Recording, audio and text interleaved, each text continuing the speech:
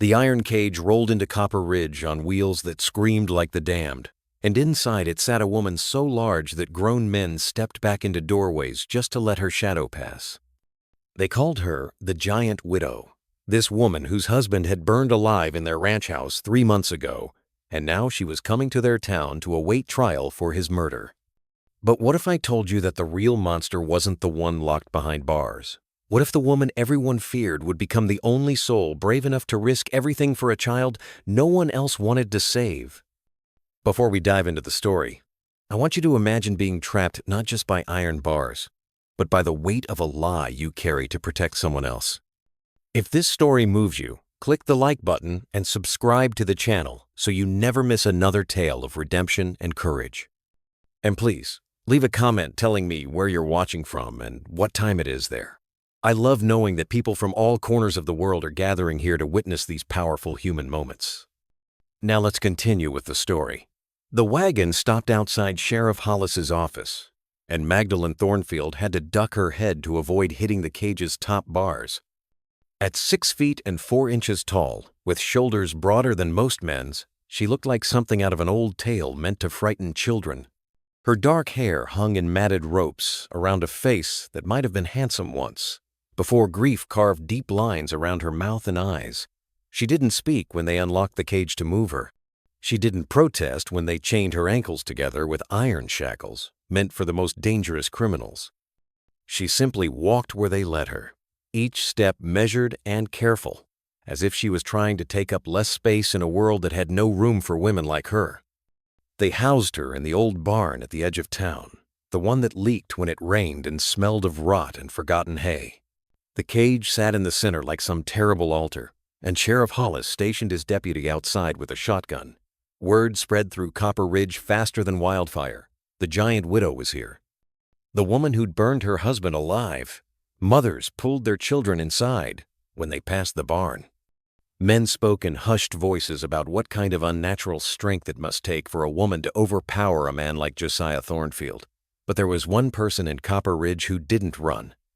Tommy Brennan, 11 years old and mute since the mine collapse that took his parents 2 years ago, stood in the shadows between the general store and the blacksmith shop. He watched as they locked the giant woman away, and something in her bent head and careful steps reminded him of his mother's last morning, when she'd kissed his forehead and promised she'd be home before dark, a promise the mountain didn't let her keep. The whispers started before the sun rose the next morning. Mrs. Henderson from the boarding house claimed she'd heard tell from her cousin in Silver Creek that Magdalene Thornfield had once lifted a full-grown bull clean off the ground when it got stuck in a ravine. The barber, Mr. Clemens, swore on his mother's grave that Josiah Thornfield had been found with his skull cracked like an egg, though everyone knew he'd died in the fire. Each story grew wilder as it passed from mouth to mouth, until by noon, half the town believed the Giant Widow could snap a man's neck with her bare hands and had probably eaten human flesh to grow so unnaturally large. Tommy Brennan listened to all of it while sweeping the general store's front steps, his small hands gripping the broom handle until his knuckles went white. He knew what it was like to have people make up stories about you. After he'd stopped speaking, some folks said the mine collapse had knocked the words clean out of his head. Others whispered that he'd seen something so terrible down in that dark hole that God himself had stolen his voice to keep him from telling it. The truth was simpler and harder to bear. He'd screamed so long and so hard for his parents that something inside his throat had just given up, like a guitar string wound too tight. That evening, when the deputy dozed off against the barn door and the town settled into sleep, Tommy crept through the shadows with a tin cup of water. The barn side door had a gap just wide enough for a skinny boy to squeeze through. Inside, moonlight leaked through the roof's holes, painting silver bars across the hay-covered floor. The cage sat like a ship run aground, and inside it, the giant woman sat with her back against the bars, her long legs drawn up to her chest. She didn't startle when Tommy approached. She just watched him with eyes that seemed too gentle for someone accused of murder. When he held out the water cup through the bars, she reached for it slowly, and that's when he saw them. Burn scars. Not new ones from the fire that killed her husband, but old ones, layered like map lines all the way up her arms. Some were thin as thread, others thick as rope. Tommy knew what those kinds of scars meant. He'd seen them on his mother's friend, the one whose husband drank too much whiskey and got mean with the poker from the fireplace. The giant woman drank the water carefully, then handed back the cup with hands that shook just a little. She opened her mouth as if to speak, then closed it again, settling back into her silence. Tommy understood that too. Sometimes words were too heavy to lift. He sat down in the hay, crossing his legs, and pulled out the little slate and chalk he carried everywhere. He drew a picture of the sun, then pointed at himself, then at her, trying to ask if she needed anything tomorrow. For the first time since she'd arrived in Copper Ridge, Magdalene Thornfield smiled. It transformed her face completely, making her look young and sad and hopeful all at once. Tommy Brennan had been 2 years old, when the mountain ate his parents. That's how he thought of it, even now, 4 years later. The mountain had been hungry, and it had opened its stone mouth and swallowed them whole, along with 13 other miners who'd been working the new shaft. He'd been at school when the ground shook, and the thunder that wasn't thunder rolled through the valley. By the time he'd run the 2 miles to the mine entrance, they were already bringing up the first bodies. His mother's hair had been white with rock dust, making her look ancient and unfamiliar. His father's hands, those gentle hands that had taught him to whittle, were crushed beyond recognition.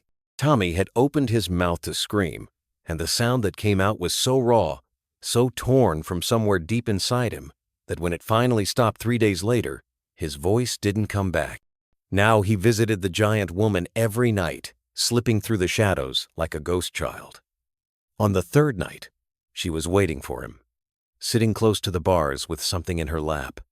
When he got closer, he saw it was a piece of charcoal and the back of an old wanted poster she'd found in the hay. She'd written a single word on it in careful letters: Magdalene. Then she pointed to herself. Tommy took the charcoal and wrote his own name underneath hers. Tommy. She smiled again, that transforming smile, and wrote another word: friend. He nodded so hard his hair fell into his eyes. She reached through the bars, slowly, carefully, and brushed it back with fingers gentler than his own mother's had been. That's when the learning started. Each night, she taught him new words, writing them in the dirt or on scraps of paper. Not just simple words, but beautiful ones. Courage, kindness, hope. She showed him how letters could dance together to make meaning out of silence.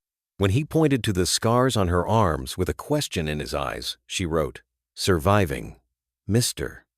Brennan, who ran the general store and had taken Tommy in after the accident, never noticed the boy's midnight wanderings.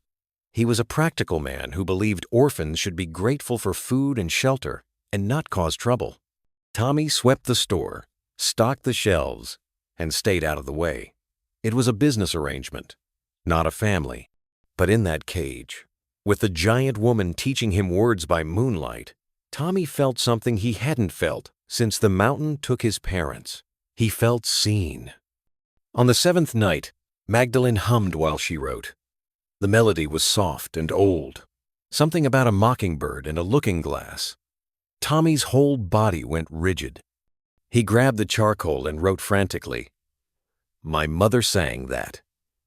Magdalene stopped humming, her eyes wide. She wrote back, Mine too. And then, quieter than a whisper, she hummed it again, and Tommy found himself crying for the first time since his voice had left him. Silent tears rolling down his cheeks while the giant woman reached through the bars and held his small hand in her scarred one. The preacher came to town on a black horse, riding in just ahead of the storm clouds that had been building over the mountains for 3 days. He called himself Ezra Kane, and he had the kind of voice that made people want to follow him into battle or into hell, depending on which way he pointed. He stood 6 feet tall in his dusty black coat, with eyes the color of fresh-turned earth, and hands that moved like they were conducting invisible music when he spoke. Within an hour of arriving, he'd gathered half the town in front of the church, speaking about divine justice and the unnaturalness of women who defied God's natural order. Tommy watched from the store window as the crowd grew larger, their faces turning ugly with righteous anger. Mr. Kane's voice carried across the street like thunder. He spoke of Jezebel and Delilah, of women who used their bodies as weapons against godly men. He never said Magdalene's name, but everyone knew who he meant. The giant woman in the cage. The widow who'd burned her husband alive. The storm clouds rolled closer, turning the afternoon light a sickly green, and Tommy felt something cold settle in his stomach. That night he ran to the barn without caution, forgetting to check if the deputy was sleeping. Inside, Magdalene was standing, her full height making the cage seem even smaller. She'd heard the preacher too. Her face was pale, and for the first time, she looked afraid. She grabbed the charcoal and wrote quickly, "Danger coming! Stay away!" But Tommy shook his head, grabbing her hand through the bars. He wrote, "Not leaving you." She was about to write something else when they heard voices outside. Many voices, getting closer. Tommy tried to run, but the barn door burst open, and there stood Mr. Brennan with a lantern, his face twisted with rage. Behind him, half the town pressed forward to see. The shopkeeper grabbed Tommy by the collar, shaking him hard. His words came out in a spray of spit and fury about harboring sympathies for murderers and bringing shame on Christian charity. Tommy couldn't make a sound, couldn't explain, could only struggle as Mr. Brennan raised his hand to strike him. That's when Magdalene spoke. Her voice was rough from disuse but strong as iron. She said exactly 5 words that made everyone freeze. "He is just a child." Mr. Brennan's hand stopped mid-swing. The crowd went silent. And then, from the back, that honey and thunder voice of Ezra Cain cut through the night. "So you can speak, witch. I wondered if my brother had cut out your tongue before you burned him." The crowd parted, and the preacher stepped forward, his earth-dark eyes fixed on Magdalene's face. "Oh, yes," he said, smiling a smile that had nothing to do with joy. "Josiah Thornfield was my brother, and I've come a long way to see justice done." The storm broke at that exact moment, rain hammering the barn roof like fists. In the chaos of people running for cover, Tommy twisted free from Mr. Brennan's grip and ran into the night. He ran toward the only place he knew no one would follow. He ran toward the abandoned mine shaft where his parents had died, while behind him, lightning illuminated the cage where Magdalene stood tall, finally understanding that her silence had been for nothing. The barn emptied as quickly as it had filled, everyone running from the storm except Ezra Cain. He stood there in his black coat, water dripping from his hat brim, studying Magdalene like she was a puzzle he needed to solve. Then he left too, but not before promising he'd return with the whole town to see her hang. Magdalene sank to the floor of her cage, finally alone, and began to speak to the darkness. She needed to tell someone the truth before it died with her, even if that someone was just the scattered hay and the drowning wind. "Josiah was beautiful," she began, her voice cracking on memories sharp as glass. "When I met him, I was 17 and taller than every man in 3 counties. My father couldn't find anyone willing to marry his giant daughter. Then Josiah came to buy horses, and he looked at me like I was something magnificent instead of monstrous. He said he needed a strong wife for his ranch, said he admired how I could break a horse or birth a calf without flinching. I thought he loved me." Lightning flashed, illuminating the scars on her arms, and she traced them with one finger. "The first time he burned me, it was with a branding iron." Said he needed to mark his property. The second time, it was because I'd smiled at the man who delivered grain. The third time, I'd forgotten to call him sir in front of his friends. After a while, I lost count. He'd locked me in the root cellar for days when I disappointed him. No food, no water, no light, just darkness and the smell of potatoes rotting. He told everyone I was sick, needed isolation. People believed him because who would believe someone like me over someone like him? She pulled her knees to her chest, making herself smaller in the cage that already made her feel too large. The night of the fire, I heard crying from the barn.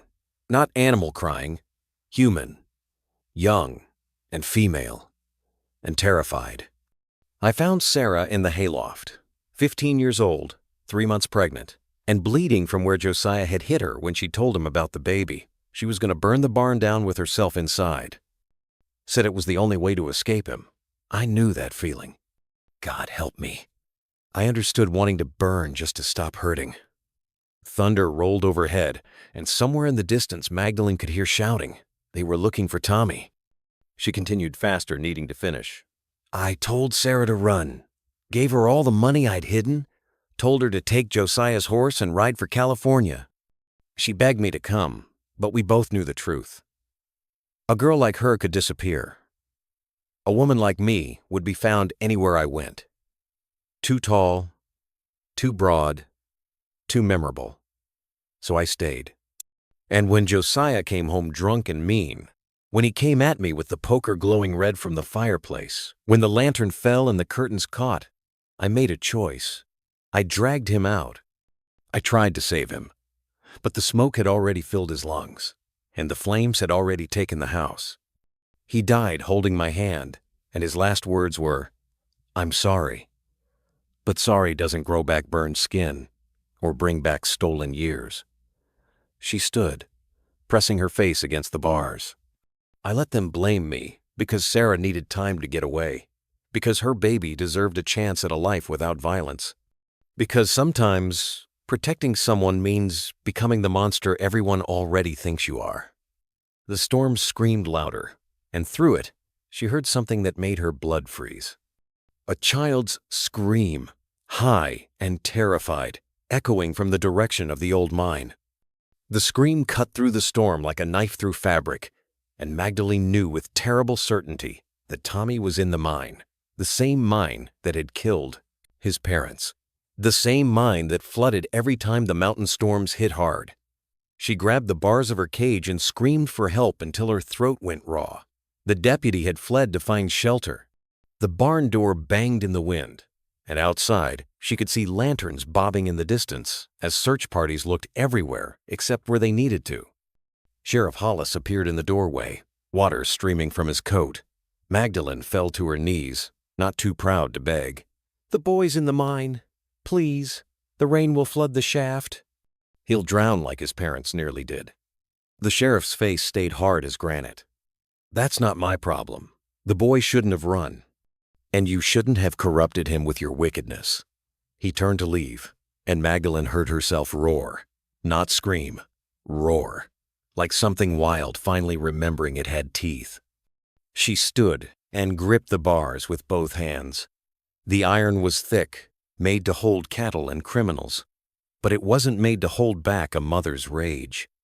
Because that's what she'd become in those quiet nights teaching Tommy words. She'd become the mother he'd lost, and he'd become the child she'd never have.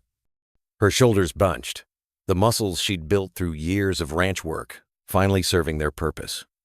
The first bar bent slowly, screaming metal protest into the storm. Her palm split open, blood making the iron slippery, but she held on. The second bar bent easier, as if the cage itself understood this wasn't about escape but rescue. The gap widened just enough for her to squeeze through, tearing her dress, scraping skin from her arms and ribs. She pushed through anyway, feeling ribs crack, not caring about anything except the sound of Tommy's scream still echoing in her memory. Outside the barn, the storm tried to push her down, but she was too big to blow away, too heavy to move. She ran toward the mine, her long legs eating up ground, her giant frame finally useful. Behind her, she heard shouting. The town had noticed her escape. Ezra Kane's voice rose above the others, calling for rifles, for ropes, for divine vengeance. She didn't look back. The mine entrance loomed ahead, already flooding, water pouring down the shaft like the mountain was crying. She could hear them coming, dozens of boots splashing through mud. But closer, so much closer, she could hear something else, weak, crying from deep in the earth. Tommy was still alive, but not for long. She plunged into the shaft without hesitation. The water was already waist deep and rising fast, cold enough to steal breath from her lungs. The darkness swallowed her whole, but she knew these tunnels. Josiah had owned shares in this mine before it failed. She'd been down here once, bringing lunch to the miners. She remembered the turn toward the eastern shaft, remembered the support beam that had looked ready to fall even then. And there, just ahead, she saw him, Tommy, trapped behind a pile of fallen timber, the water already up to his chest, his small hands bleeding from trying to claw his way free. The timber had fallen in a maze of crisscrossed beams, each one as thick as a man's waist and heavier than 3 men could lift.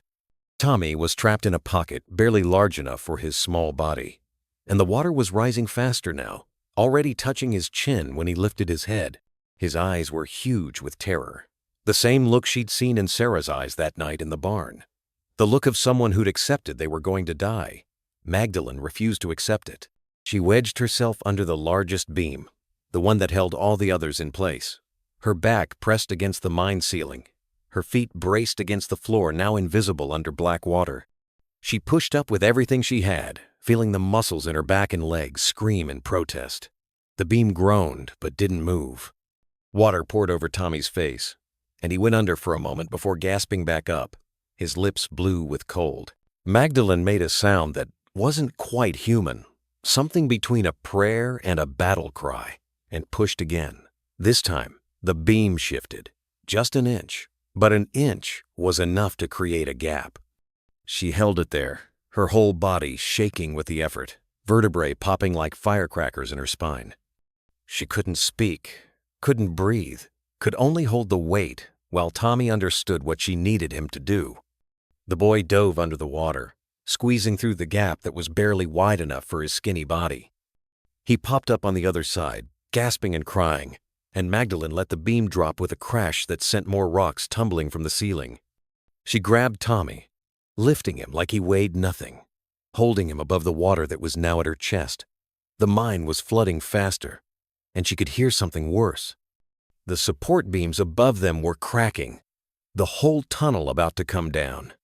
She ran through the water, each step harder than the last, the cold making her muscles seize and cramp. Tommy clung to her neck, his small body shaking so hard she could hear his teeth chattering. Behind them, the tunnel collapsed completely, a roar of rock and wood and water that chased them toward the entrance. The mob was waiting when they emerged. 30 people with lanterns and rifles, Ezra Kane at their front with his gun already drawn. Magdalene stood there, water streaming from her torn dress, blood running from dozens of cuts, still holding Tommy above her head like an offering. The boy was unconscious now, his lips blue, his body limp. She could feel his heartbeat against her hands, weak but steady, and she wouldn't let him go. "Not for all the guns in the world. Put the boy down, witch," Kane commanded, his gun aimed at her heart. But then something unexpected happened. A woman's voice, young and desperate, cut through the crowd. "Stop! All of you stop!" Sarah pushed through the mob, a baby in her arms, her traveling cloak mud splattered from hard writing. She'd come back. The girl Magdalene had saved had returned. "That woman saved my life," Sarah shouted, tears streaming down her face. "Josiah was a monster, and she protected me from him. She took the blame for a fire she didn't start. She gave up her freedom so I could have mine. And now you want to shoot her for saving a child?" The preacher's face went white, then red, then something beyond color entirely. His eyes fixed on Sarah like she was something diseased, something that needed to be cut out and burned. "Lies," he hissed, but his voice shook. "My brother was a good man, a God-fearing man. This harlot spreads poison to protect a murderer." Sarah stepped forward, her baby crying in the rain, and pulled down her collar to show scars that matched Magdalene's, burn scars, whip scars. The kind of scars that told their own truth without needing words. "Your brother did this?" Sarah said, her voice stronger now. "To me, to her, to probably others who never got the chance to escape. He locked Magdalene in a root cellar for 3 days when she tried to stop him from beating a horse to death. He burned her with pokers and branding irons when she didn't smile pretty enough for his friends. The night of the fire, he was coming for me because I told him about the baby. She gave me her savings. Told me to run.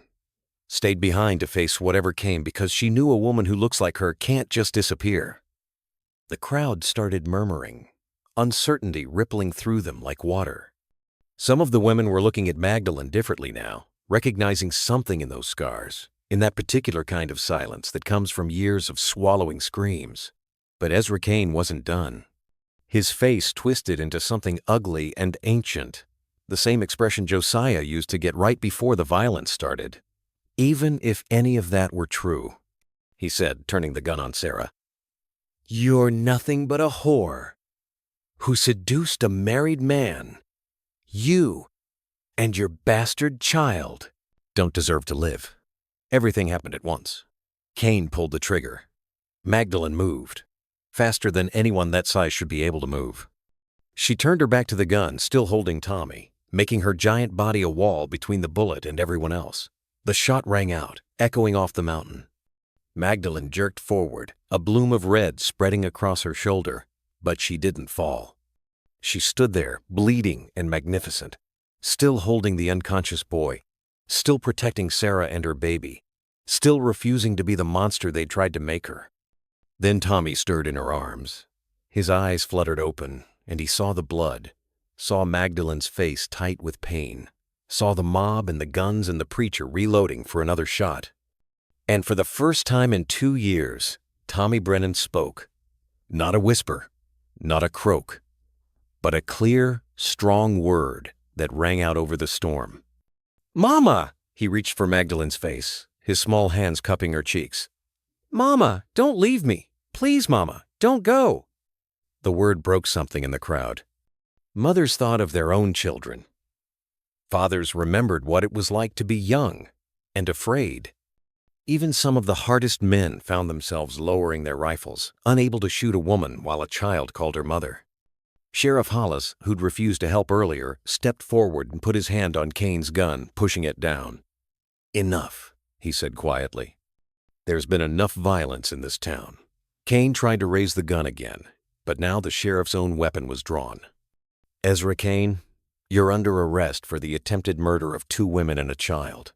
The preacher's face contorted with rage. "You're protecting a murderer! My brother's blood cries out for justice." But the sheriff just shook his head, finally seeing clearly. The only blood crying out here is innocent blood. And it's been crying out for a long time. Magdalene sank to her knees in the mud, still holding Tommy, her blood mixing with rain and making pink rivers in the dirt. The bullet had torn through her shoulder, missing anything vital but taking chunks of flesh with it. She should have been screaming from the pain, but all she could focus on was Tommy's voice, the miracle of it, the way he kept saying "Mama" like he was afraid if he stopped. The word would disappear again. Sarah rushed forward with torn petticoat strips, pressing them against the wound while her baby wailed in a sling across her chest. The crowd stood frozen, watching this strange tableau of wounded women and children in the storm. Then Magdalene spoke, her voice carrying despite the weakness creeping through her limbs. "You want to know what makes a monster?" She looked at each face in turn, these people who'd been so ready to hang her without knowing her truth. "A monster isn't made by the size of their body or the strength in their hands. Monsters are made by choice. Every day they choose cruelty over kindness, choose violence over mercy, choose fear over love." She shifted Tommy in her arms, wincing at the movement. "Josiah chose to be a monster every time he heated that poker, every time he locked me in the dark, every time he put his hands on Sarah. And you?" She looked directly at the townspeople. "You chose to be monsters when you saw my size and assumed I was dangerous. When you locked me in a cage without asking for my truth. When you were ready to let a child drown rather than free me to save him. Mrs. Henderson from the boarding house stepped forward, her face crumpled with shame. "We didn't know. How could we know?" Magdalene's laugh was bitter as winter wind. "You didn't know because you didn't ask. You saw a giant woman and a dead husband and wrote your own story. The same way you saw a mute boy and decided he wasn't worth saving." She pulled Tommy closer, feeling his heartbeat against hers. "But this child saw me, really saw me. Not the giant. Not the widow. Just a woman who knew what it was like to lose everything." The preacher struggled against Sheriff Hollis's grip, his face twisted with rage that had nowhere to go. "She killed my brother." But Sarah stood up, her baby finally quiet, and faced him with steel in her spine. "Your brother killed himself the day he chose to become the kind of man who burns women for pleasure. Magdalene tried to save him from that fire. I watched from the hill, where I was hiding. She dragged him out, held his hand while he died. That's more grace than he ever showed either of us." Tommy lifted his head from Magdalene's shoulder, his voice still creaky but determined. "She taught me words. he said to the crowd. When everyone else forgot I was still in here, still thinking and feeling and wanting to speak, she remembered. She wrote with me in the dirt, showed me that being different doesn't make you wrong, showed me that being big doesn't make you bad. He looked at Ezra Kane, this small boy staring down a grown man with a gun. You're the monster here. You came to kill someone just because they survived your brother's cruelty. The silence that followed was heavy as the storm clouds above. Then, one by one, the townspeople began to move. Not toward Magdalene with violence, but away from Kane with disgust. The mob dissolved into individuals again, each carrying their own private shame about what they'd almost done. And in the center of it all, a giant woman held a small boy, while another young woman tended her wounds, creating the strangest and truest family Copper Ridge had ever seen. 3 months later, autumn painted Copper Ridge in golds and reds that made the whole valley look like it was on fire, but this time with beauty instead of destruction. Magdalene stood at the front of the new schoolhouse, her shoulder still aching when the weather changed, but healed enough to let her write on the slate board. 23 children sat on rough benches, their ages ranging from 5 to 15, all of them learning letters, together. Some were miners' kids who'd never had a chance at education before. Others were ranch children whose parents had decided that maybe learning from a giant woman wasn't the worst thing that could happen to them. Tommy sat in the front row, not because he needed to learn his letters anymore, but because he helped teach the younger ones. His voice had come back different than before, deeper and more thoughtful, like those 2 years of silence had aged it into something more careful with words. He still didn't speak much, but when he did, people listened. Maybe because he'd learned from Magdalene that words had weight, and you shouldn't throw them around carelessly like stones.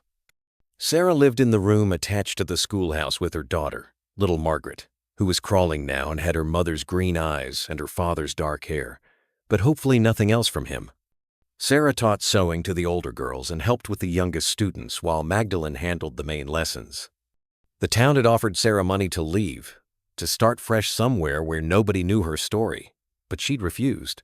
Running away doesn't heal anything, she'd said. Staying and building something better does. Sheriff Hollis stopped by once a week, bringing supplies and checking that nobody was giving them trouble. He'd aged 10 years and 3 months, the weight of almost letting a child die sitting heavy on his shoulders. He'd testified at Ezra Kane's trial, told everyone about the preacher pulling a gun on women and children. Kane was serving 5 years in territorial prison, and Josiah's ranch had been sold to pay restitution to both Magdalene and Sarah. It wasn't much money split between them, but it was enough to build the school and keep it running. Today was special, though. Today they were visiting Josiah's grave for the first time since everything happened, not to mourn him, but to do something else entirely. Magdalene and Tommy walked up the hill to the cemetery, Sarah following with Margaret in her arms. The headstone was simple granite, just his name and dates, no loving husband or devoted brother inscribed on it. Magdalene stood there for a long moment, looking down at the patch of earth that held the man who'd tried to break her. "I forgive you," she said finally, her voice steady as mountain stone. "Not because you deserve it, not because you asked for it, but because holding on to hate makes me more like you, and I refuse to be anything like you." Tommy reached up and took her hand, his small fingers interlacing with her large ones. "I forgive you too," he said to the grave, "for making her hurt, for making Sarah hurt, for being the kind of man who made hurt wherever he went." Sarah stepped forward, Margaret babbling in her arms. "I don't forgive you," she said clearly. "Maybe someday, but not today. Today I'm just grateful you're gone and we're still here." She looked at Magdalene and Tommy. "We're still here, and we're making something good from all the bad you left behind." As they walked back toward town, the afternoon sun caught Magdalene's hair, turning it copper and gold. Children ran up to meet them, calling out, "Miss Maggie! Miss Maggie!" She bent down to their level, this giant woman making herself small enough for small hands to reach. One little girl, brave as brass, asked, "Miss Maggie, why are you so tall?" Magdalene smiled, that transforming smile that Tommy had first seen through cage bars. "So I can reach the highest shelf in the library," she said, "and so I can see trouble coming from far away. And so when someone needs protecting, I can be big enough to stand between them and whatever wants to hurt them." The little girl nodded like this made perfect sense, then ran off to play. Tommy looked up at Magdalene, his eyes bright with something that might have been tears or might have been joy. "That's what you are," he said. "You're not a giant. You're a mountain, something big and strong that protects the valley below." Magdalene ruffled his hair with her scarred hand. "And you're my voice when I forget how to speak truth." They walked back to the schoolhouse together, this strange family made from broken pieces, living proof that sometimes the things that don't fit anywhere else fit perfectly together. The bell rang for afternoon lessons, and children came running from all directions, eager to learn from the giant woman who taught them that being different wasn't wrong, being strong wasn't bad, and being broken didn't mean you couldn't be whole again. Before I close this story, I want to thank you for staying with Magdalene and Tommy through their journey. If this tale of redemption and found family touched your heart, click the like button and subscribe to the channel, because tomorrow I'll share another story that will remind you that heroes come in all sizes, and sometimes the people we fear most are the ones we need most. Until then, remember, we all have cages, some made of iron, some made of fear, some made of other people's stories about us. But we also all have the strength to break free when someone needs us. We just have to choose to use it